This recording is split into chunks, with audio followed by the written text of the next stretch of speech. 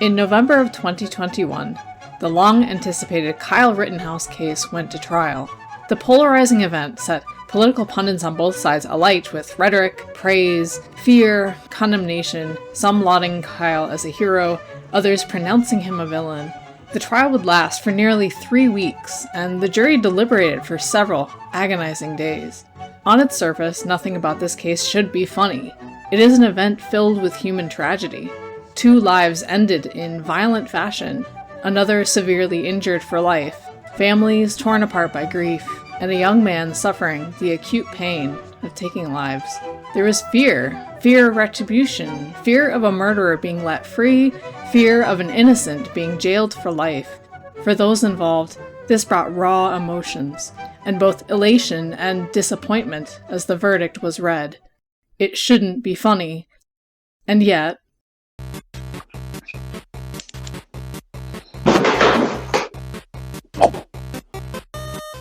The best way to cope is with memes.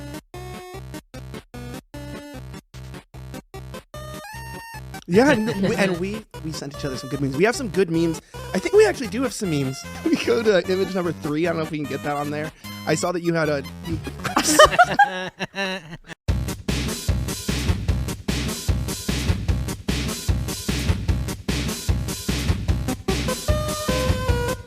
You guys playing games? That is my favorite meme in this.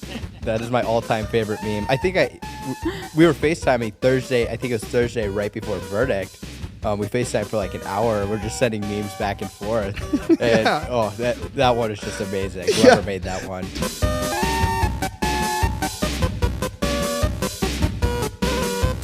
Everyone said that you had fake tears and they found a meme that was confirmed. Oh, yeah. I loved that. That meme was great. One, I have it on my phone. It's with the spicy hot sauce and it says the hot ones. And dude, I could not help though.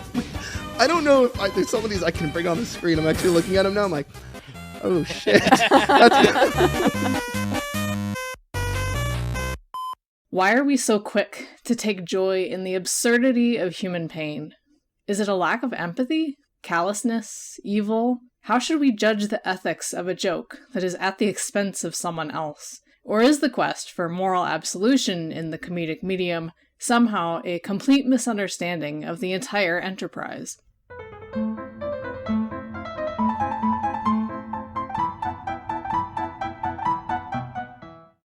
For something that is as ancient and instinctive as humor, we have yet to make a hard science out of it. There's no final answer to the question, what is funny? Not just because it's a matter of personal taste and culture, but because although it causes something arguably concrete, laughter, the things that elicit such a response are social dynamics, and humans are innately complex when it comes to those. However, through research and observation, we have some broad rules to humor. The categorizations I'm about to outline are in no way exhaustive.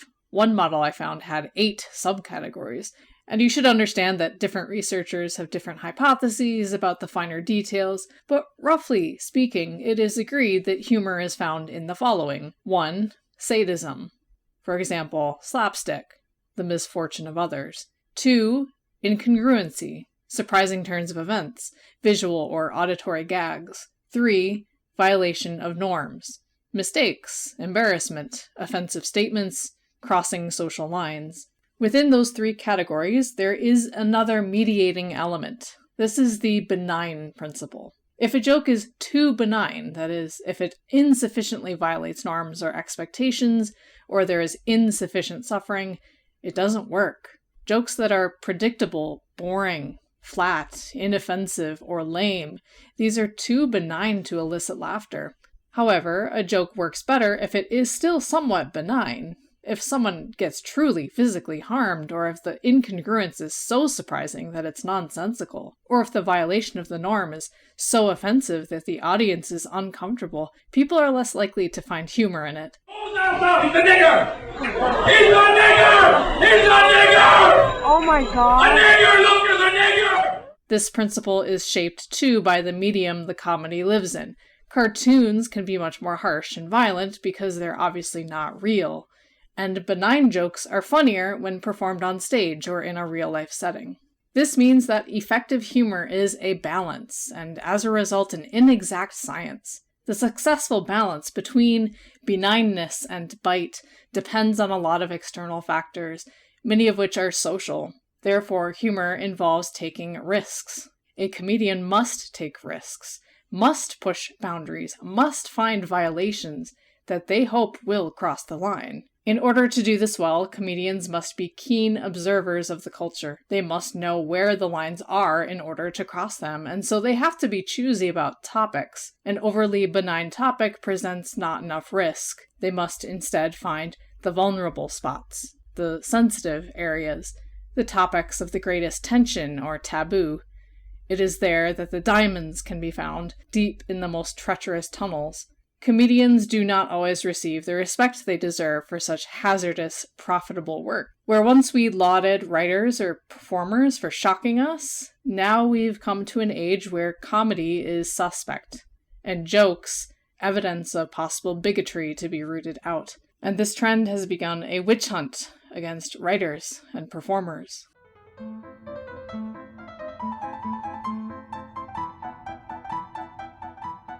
I want to start in an unusual place, somewhere controversial.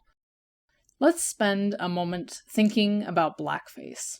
In media analysis circles, the way blackface and minstrel shows are spoken of will include reflexive condemnations of racism and horrified tones. Post some pictures of blackface and wag your finger to indicate moral indignation, and you've produced content that will fit in with anything else you can find on YouTube. But this shallow and haranguing analysis has done little to actually illuminate those forms of entertainment as they existed in the United States years ago. All the analysis done demonstrates a lack of curiosity. The analysis always retreads the same obvious points. Minstrel shows were mocking and mean-spirited. They exaggerated and reinforced stereotypes. They were inelegant and simplistic and crude. But when we rush to condemn, even when we're right, sometimes we miss out on complicating details. For instance, did you know that there were blackface troupes run by black people? They sang spirituals, danced, acted, and, yes, used shoe polish to blacken their faces. As you can imagine, the humor was different. Some of the rougher stereotypes were eliminated, and the parody would cut in more than one direction, but still they used the minstrel archetypes to appeal to a new audience. The North. We also should keep in mind, too, the complex historical context in which minstrel shows existed. In a time of strict racial divisions, whites seeking out shows with even simulated blackness demonstrated a sort of forbidden fascination. Yes, there was slapstick and stereotypical comedy, but these shows featured Negro music, singing, and dance. The legacy of blackface not only represented white audiences' hunger for novelty, but a growing acceptance of black-cultured performance, which would translate into the acceptance and popularity of black American artists down the road. If not for the tantalizing allure of the minstrel, would whites have packed jazz and blues clubs those decades later? Furthermore, when we hand-wave the art form, we forget that the minstrel ethos lives on. The only difference is now black people are the ones who write and act out these performances. The exaggerated mannerisms, the parody of culture, the electric dance and movement, black music and aesthetic played up for laughs, sensuality, and absurdity. Its familiar archetypes. These humor tropes didn't die when blackface became outdated and offensive. The legacy endures. It has transcended. I'm not saying this is some grand defense of blackface performance, as if I want it to make a comeback, but I think that today, the way we talk about it as a cultural phenomenon lacks nuance. Now, we write off the performers and their performances as essentially evil or malicious, part of our nation's original sin. Yet, from a sociological point of view, there are more challenging questions that we could be asking. What do they tell us about the appetites and cultural tensions of their audience? If we treat comedy as a revelator, a tool we can use to study a people, then we can begin to see these not as shameful events to bury, but as cultural artifacts that we can turn in hand, examine, to find its cracks and crevices. Our attitude about minstrel shows for a time, through the 90s and early 2000s, reflected this balanced understanding. We viewed blackface as cringeworthy, embarrassing, simplistic, and yes, offensive.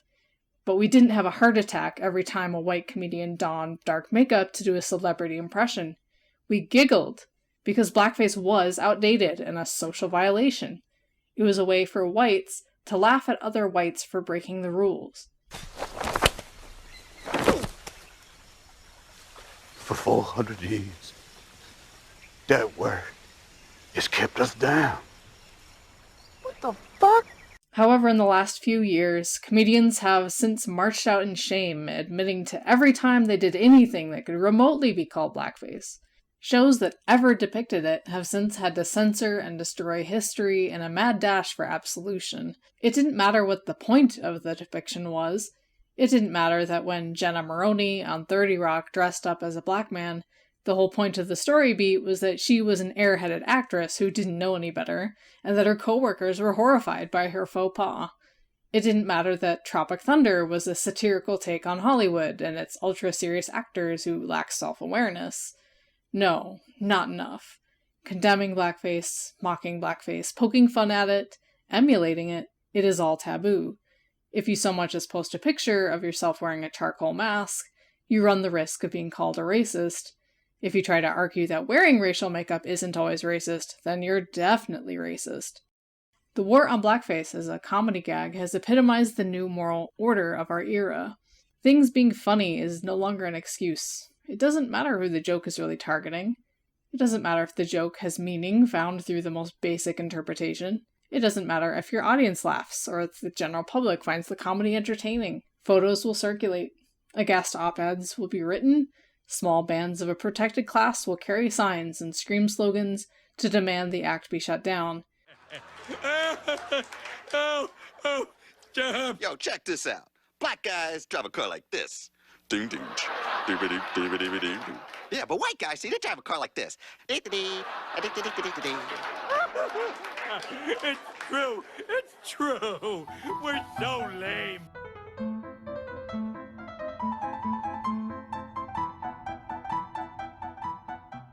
You may have heard about the recent little kerfuffle over at Netflix. We're trying not to have any. I'm just here to say that jokes are funny, people. Dave Chappelle is a funny guy. I love Dave. In 2021, Dave Chappelle released The Closer onto the Netflix platform. The show was part stand-up comedy, part personal reflection, part storytelling, and part polemic. And swiftly after its release, there came a wave of controversy, not over his usual over-the-top, exaggerated, inflammatory style, but over one of the topics he chose to cover. You see, Chappelle had some prior conflicts with trans activists, so he used this special to both vent and reflect on his views concerning sex, gender, and those who want to deplatform him. Reaction was significantly divided between the general population, who responded favorably to the special, and cultural critics and activists, who panned the special as outright bigotry. Netflix headquarters proved to be a central source of outcry. There came data leaks, firings, and a walkout protest, all organized by trans, queer, and ally employees at the company. But for all the hubbub, Netflix chose to ride out the controversy. Chappelle's special only benefited from the media attention, amassing millions of views and remaining at the top of Netflix's charts for weeks after its release. The special stayed on Netflix untouched, and Chappelle was even invited back to open for the inaugural Netflix Comedy Festival. Uproar over stand-up comedians did not start with Dave Chappelle, of course. In seeing this controversy, I thought to other recent cases. For instance, Tracy Morgan, who several years ago ended up on an apology tour over a distasteful but almost certainly in-character rant about homosexuality. I thought back to Jerry Seinfeld, who has sworn off performing on college campuses because of the ubiquity of censorious attitudes. I also thought of Dankula, who in the UK was arrested for the crime of teaching a pug to raise a paw at the command Heil Hitler. Whether it's through finger-wagging, protest, forced apologies, censorship, cancellations, or in some countries, legal prosecution, comedians today are facing challenges that they perhaps imagined should have faded by now. There was a window in time when it was understood that comedians had license to speak in ridiculous, sacrilegious terms, and that those who sought to shut them up were fuddy-duddies who ought to know a joke when they heard it. And the internet seemed like the perfect platform for these modes to proliferate. Comics used to be considered entertainers, channelers of society's unrestrained id. They lived in some sense down in the gutter with the cultural commons, speaking in vulgar tones and shocking the ruling class. But increasingly, comedians are being reinvented as top-down disseminators of elite sentiments to the unwashed masses. Large corporations invested in safety and non-offense have largely sanitized their platforms and now push a new class of comedian to replace the edgelords. Comedians are propped up as prophets, prescriptors of proper attitudes, and preachers for our secular age. Comedy as an ethical undertaking must actively enforce the correct beliefs. The consequences of allowing otherwise, according to our cultural betters, is to invite disaster. Isn't it true when you would hang out with Dominic Black, you'd play Call of Duty and other first-person shooter video games? Sometimes. And those are games in which you use weapons like AR-15s to pretty much shoot anybody who comes at you, correct? It's a video game where two players are playing together. I don't really understand the meaning of your question. Hall window after school, you got trouble, folks, right here in River City. Trouble with a capital T, and that rhymes with P, and that stands for pool. Trouble! Oh, we got trouble. Right here in River City. With a capital T, and that rhymes with P, and that stands for pool. In a Q&A session at Chappelle's old high school, the comedian was confronted by students unhappy with his closer special. One student declared to him, "Comedy kills." Some of you might have a knee-jerk reaction to hearing such a statement, an impulse to ridicule, or put on an expression of absolute confusion, because of course jokes don't kill anyone. However, from a psychological standpoint, we can understand how concern about comedy can become a form of moral panic. Moral panic can involve real but exaggerated dangers, but also can be explained as a strain of catastrophic thinking, operating under the belief that minor infractions can, through a series of sequential events, create a society-collapsing problem. Hearing music lyrics leads to Satanism. Seeing a nipple on TV will cause the collapse of the nuclear family. Playing Doom on your downtime causes mass shootings. This kind of moral panic is associated with the right wing because parents are most prone to it, and parents tend to be more conservative in attitude. When preachers or pundits begin talking about early signs of danger, it's often parents who will feel these dangers most acutely, and who will do anything to hedge off the problem at the source. However, the left wing has its own moral panics, but rather than coming to the defense of children, they tend to redirect their paternal instincts to vulnerable minority populations. Rather than seeking censorship of sexuality, they seek censorship of hate. They hunt for microaggressions, dog whistles, Pepe memes, and okay hand signs. They worry about blackface or slurs causing psychic trauma. They feverishly imagine lynchings, white supremacist terror cells, police brutality, trans people being murdered by hate mobs. These moral panics have led to a toxic call-out culture in left-wing circles, because the societal disaster they imagine happening can all be traced back to innocuous, tiny slip-ups in language or thought. I did make a mistake during our Catterday segment. I used a submitted photo of a cat with an inappropriate name. I don't want to use the name here, but I never intended to hurt or offend anyone by using that picture that was actually just given to me. Kind of weather for the cats. So we've got our Catterday night forecast for you now, where we are featuring Kittler here, thanks to Debbie Alexander. And I think Kittler kind of looks like Frozen Chocolate here, so I'm In the swell of these moral panics, humor has become a key area of attack.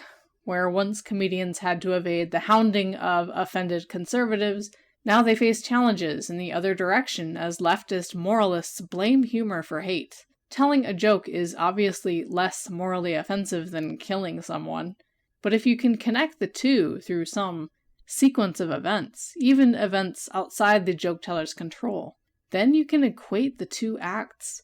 Then you can say the joke teller is morally culpable as the murderer.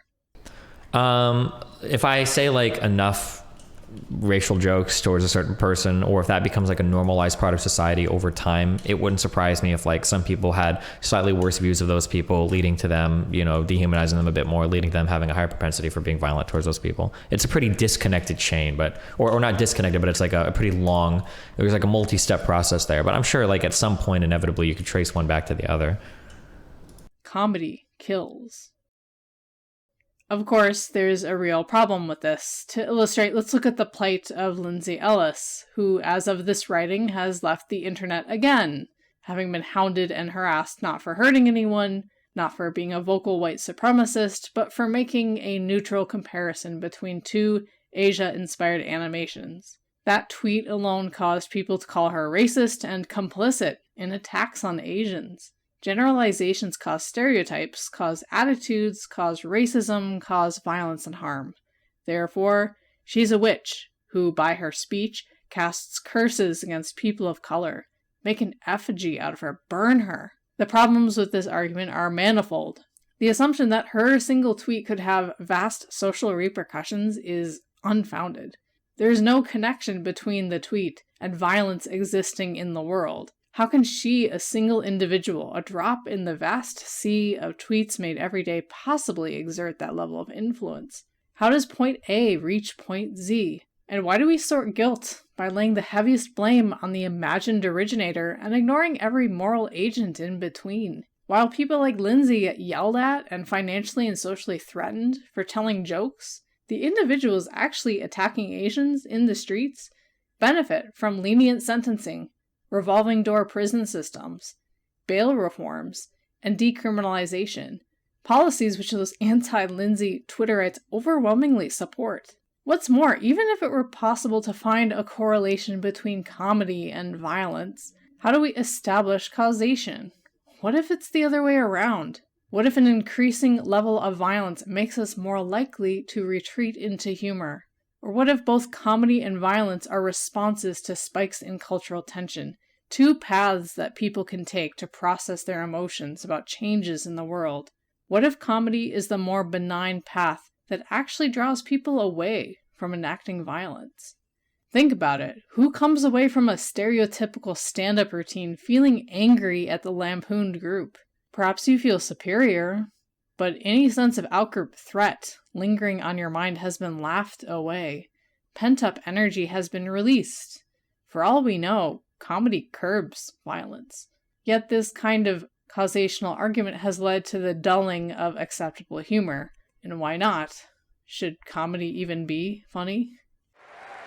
You must come to a place of my choosing and a time of my choosing. And thirdly, you must admit that Hannah Gadsby is not funny.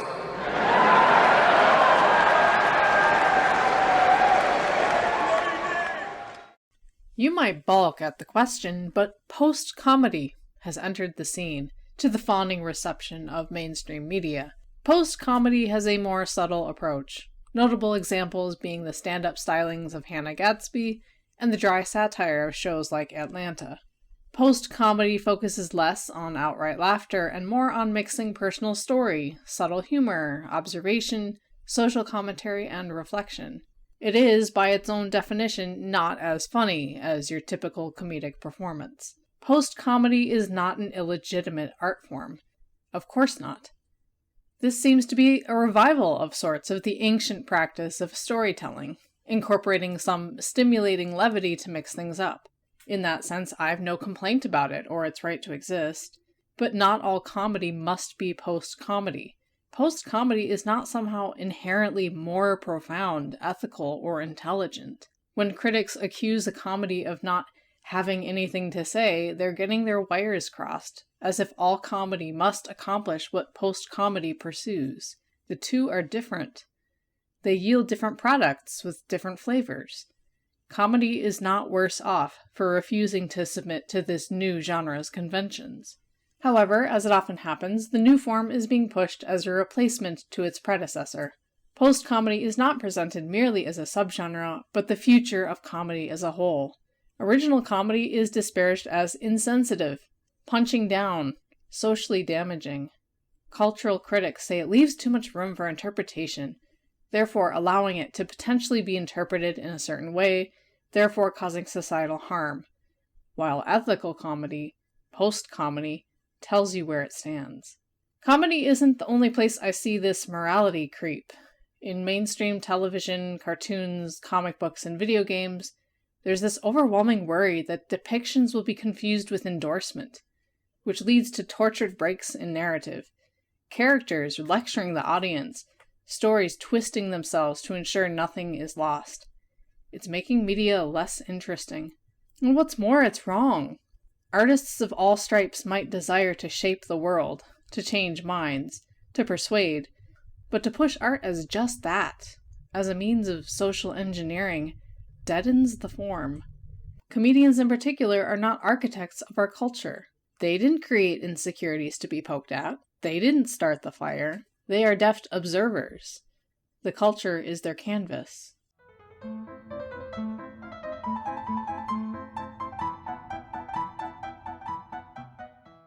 Especially in the wake of the Chappelle scandal, I started hearing meaningless forms of criticism that I've heard levied at other comedic art. By now, you might get the sense of why I think some of these criticisms are empty, but here, let's walk through a few of them. It's not funny is a valid criticism, though obviously it bears more explanation. It could well be that the artist failed to utilize techniques, lacked pacing, lacked energy, didn't properly engage with their audience. These are all ripe for objective critique. But it could also be that the humor merely was not to your taste. In fact, comedy is especially tricky to assess for this reason. You cannot persuade someone that something isn't funny, nor can you reason someone into believing something is funny. Humor is wholly subjective, which is why I don't buy arguments like "it crossed the line" or "it was too offensive" as meaningful critiques.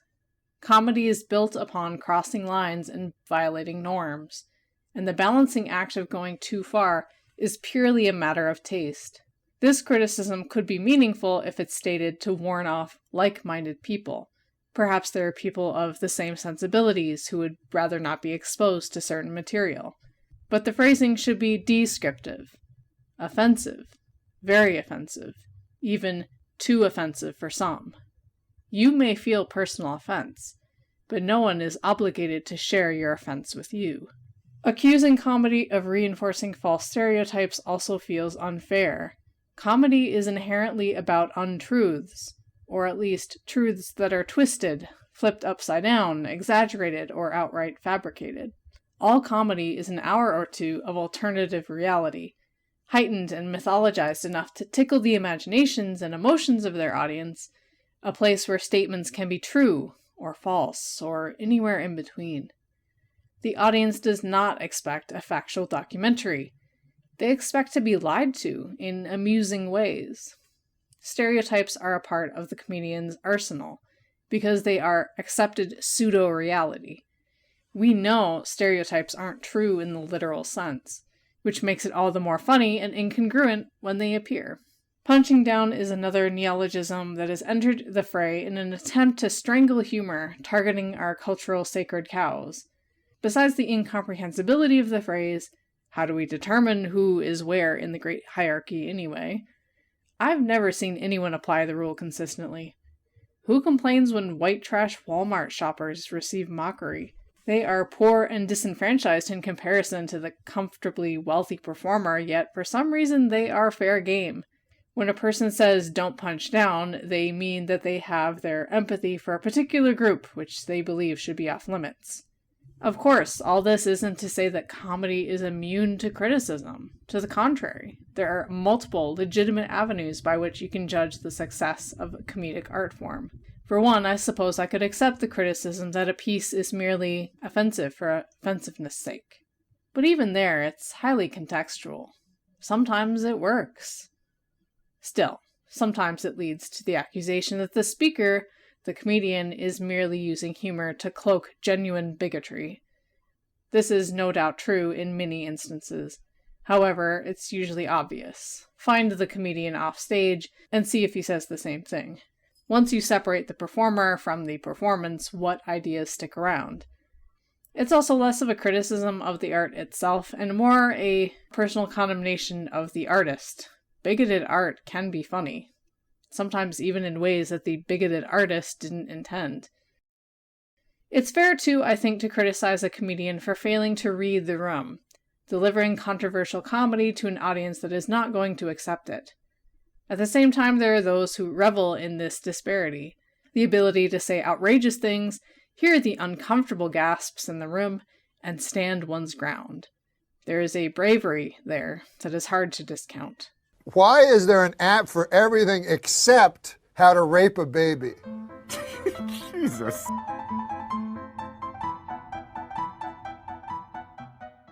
Comedy is necessary. It satisfies two psychological needs in human life: communal bonding and facing the darkness. Life is painful, difficult, and absurd. I understand why some want comedy to be safe and sanitized. But once you start down this road, this belief that comedy is dangerous and harmful and needs to be limited to puns and corrective political theater, you neuter it. Just as a book becomes boring when you take out the monsters, comedy becomes stale when you rob it of its essential darkness. One of my recent favorite shows is The Unbreakable Kimmy Schmidt, the premise of which is a parody of the real-life Amanda Berry case. If you don't remember that sliver of American history, that was the story of a man who kidnapped 3 women in Cleveland, held them hostage in his home, and raped, tortured, and threatened them for years before they finally escaped. It is about as dark and disgusting as a story can get without murder being involved. And this show uses a lightly disguised fictional version of the same events as a framing device. You might wonder how it got away with it, but it did. And it's funny, charming, optimistic, goofy, and ultimately a story of triumph over evil and trauma. And that's really the joy of comedy, isn't it? This moment of shock and disbelief, perhaps even a knee-jerk wave of offense, that with the right flair, the right moment's wink, can win us over. Myself, I'll to me. I'm the crowd who's out to change our history. I'll myself, raise your hand. There's no greater dictator in the land. All of a sudden, you're in on the joke. People feel protective of certain issues and controversies. Not everyone is down for a rape joke or a string of racial stereotypes. I don't think it's wrong to have those tastes, or even wrong necessarily to feel offended. But if you see comedy as an art that must be reformed to reduce harm, not only do I think you're erroneously jumping to conclusions, but you're misunderstanding the utility in its darkness. For one, the idea that comedy can be regulated is nonsense. You might think by chasing big-name comedians away from a touchy topic you will have won, but all you have done is drive the same jokes into private asides, crude statements among coworkers, vile banalities shared among strangers in chat rooms. You have forsaken humor to untooled hands, where it will fester in the dark, and where it may, indeed, become a weapon. Better for them to laugh out in the open, in a public domain, than to nurse private resentments. There is also the false belief that comedy ought to be purely an escape from pain, when at its most powerful, it is a profound tool for the confrontation, processing, and wrestling with the morbid. Hate, anger, frustration, tension, worry, and fear are all appropriate emotions to channel into comedy. It is where the bonding and catharsis are most real. And she said, I don't need you to understand me. I said, what? She said, I just need you to believe, just like this, she goes, that I'm having a human experience. And when she said it, the whole crowd kind of gasped. And I gave it a Fight Club look. I said, I believe you, bitch. Chappelle put his pain on display. His exhaustion, his frustration, his inner conflict between his desire to be kind and his staunch belief in material reality, and the pain of seeing someone he loved suffer and die. Say what you want about whether he succeeded in his craft, but he turned his pain into something. He transformed it. To write all of that off as just, oh, he's a bigot, is such an astonishing lack of empathy.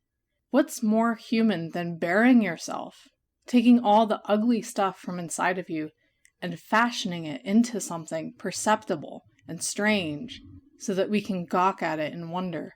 Was he not having a human experience? Were those in the audience laughing and gasping and groaning, having human experiences? This is what we ought to say. There is no darkness too total for us. There is no pain so great that we can't laugh in its face. Comedy is a language, a conversation. So if someone laughs at you and your pain, join in and strike back. Because when you do, you might end up with friends you never expected.